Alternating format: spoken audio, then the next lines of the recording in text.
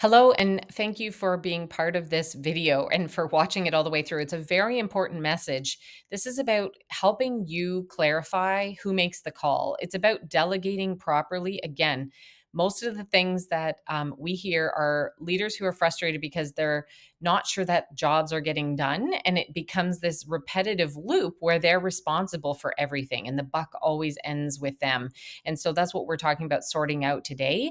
It's about clarifying who is going to make the call and who's actually going to get the job done. So, the real problem is that you have a lot of different recurring projects that happen in the office. There's different reports that have to be created, or there's meetings that have to be scheduled. There's always tasks that come out of it.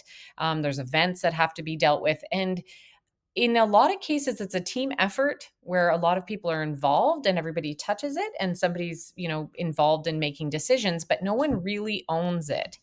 So that's a challenge because when roles aren't clear, you're going to have a lot of chaos. And so in this case, we've got a mystery of who's approving the event. So if you think about maybe there's an event that has to happen, it's like an annual meeting, and there's a lot of people who are involved in it.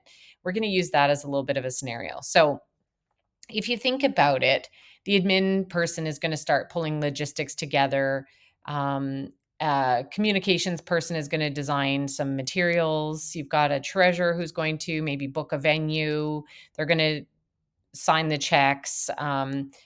Everybody's busy with doing things, but no one really quite knows who's going to make the final call on the agenda or spending or timing. Like there's sometimes the decisions keep circling back around, and often things can stall. You might be waiting on approval for things. And that's usually the excuse like, oh, well, we were waiting for your approval.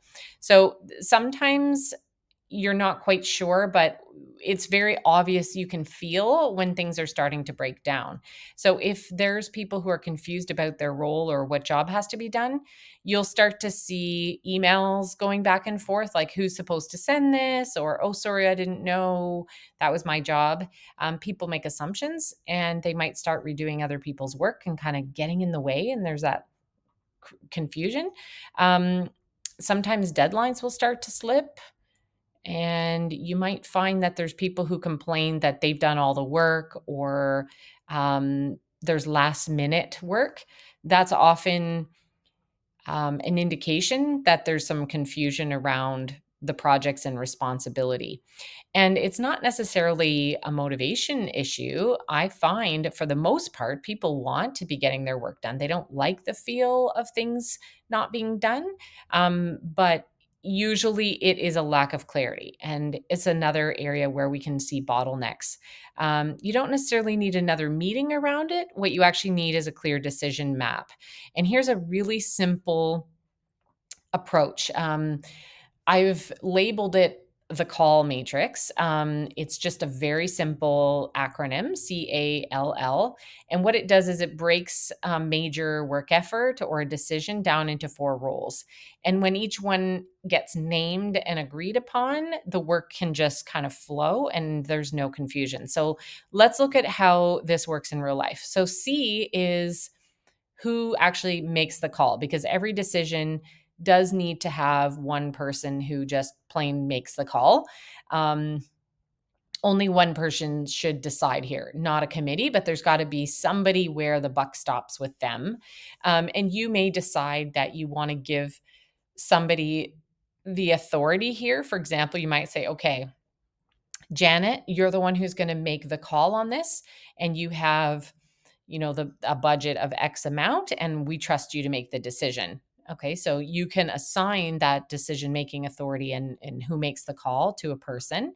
The action is who's going to carry out the tasks and the work. So it does have to be assigned. Like, okay, you're in charge of booking the caterer, you're in charge of whatever the decision may be. L is listen. So who needs to provide input? There might be some people who go, oh, okay, but I know from last year, this is what we've done. So there might be some people whose input is very valuable and we need to listen to them, but they don't necessarily veto. And then loop is who is going to need to stay informed so there are no surprises. So that might be, okay, just keep me informed, copy me on the final decision. All right. So it's really important to Name each of these people when a decision has to be carried out.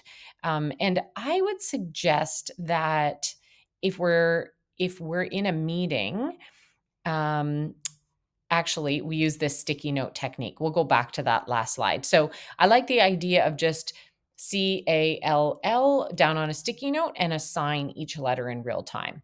So this is the fastest way to do it. So anytime you're in a discussion, just go CALL in the corner of the notebook or somewhere in an email. And as you talk, just jot down the names. And it takes this chat into a very crystal clear plan. And then when somebody asks who's handling it, you can point it right out. So it's a good way to get agreement by everybody so you can see how this works in action. If we're talking about an annual meeting or maybe a Christmas party or some other event, you can say, okay, the call sits with me. I'm going to decide the date, location, budget, and then you'd assign and maybe an assistant who's going to execute the plan. You've got treasure and maybe communications who are going to provide input, and then we just need to keep the e-board looped in. So once it's written down, everybody knows their lane. But think of anything right now that's been a bit of a bottleneck and maybe it's been confusing, and apply this to that. Um, we've talked a lot about bottlenecks and how they form. And you're probably going to be the bottleneck if you are both the person who makes the call and takes action. If it's something that is going to be admin heavy and you probably shouldn't be taking the action on it, you should assign the call. You should assign the action to someone else. But even better, if you give them the call as well.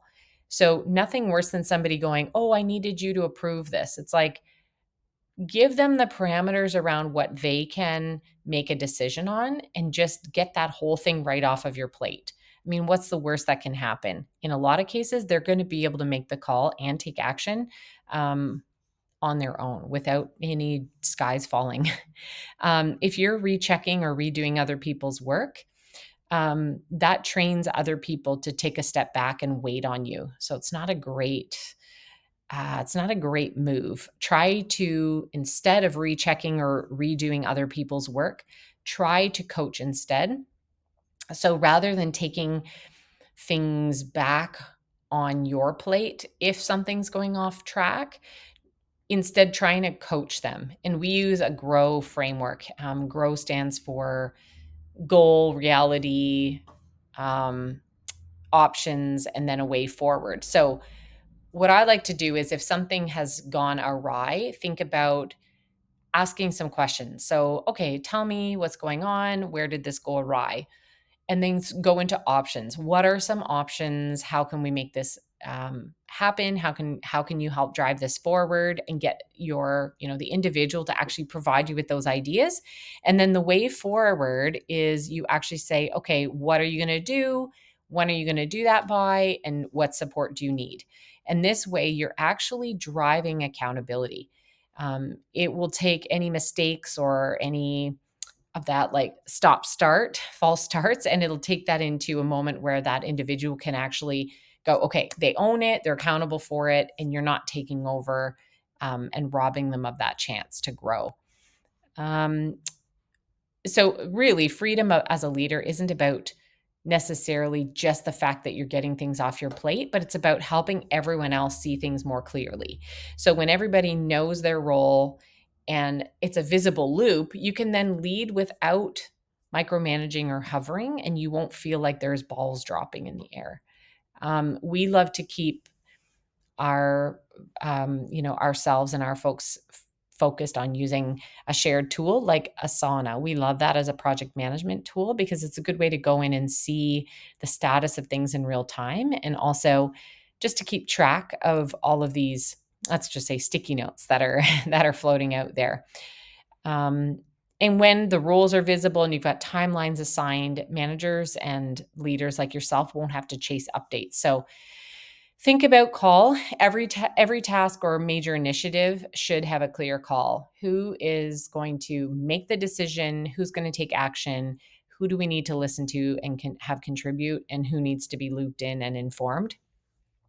If you're feeling bottlenecks all over the place, just do a quick assessment to see, wow, okay, what do I need to delegate? What do I need to maybe discard and get off the plate entirely? And am I making it clear when I'm delegating that, people have been given clear direction? Um, this is that kind of D part of decom. And I would say if you are noticing things breaking down, don't take it back as much as possible. Try to coach that individual to say, okay, where's this not working? What else could you try? Let's get you back on track and recommit to getting the job done. And this is going to help train your team and the people that you work with, that you're not just going to keep fixing their problems for them. This will, this is just the work that will make things clearer and easier in your office. Clarity definitely creates accountability and freedom. And I will say this is another one of those models that we teach in our new manager development program. It's been launched. We're getting great feedback on it. So if you're interested in this for yourself or anyone on your team, just let me know, because we have administrative assistants and office managers participating in this. And a lot of these modules as well are really useful for new business managers. All right. I thank you very much. And I'd love to hear from you. Let me know what you think of this video, if this content is helpful, and also if there's anything that you would really love for me to go over. I'd love your input.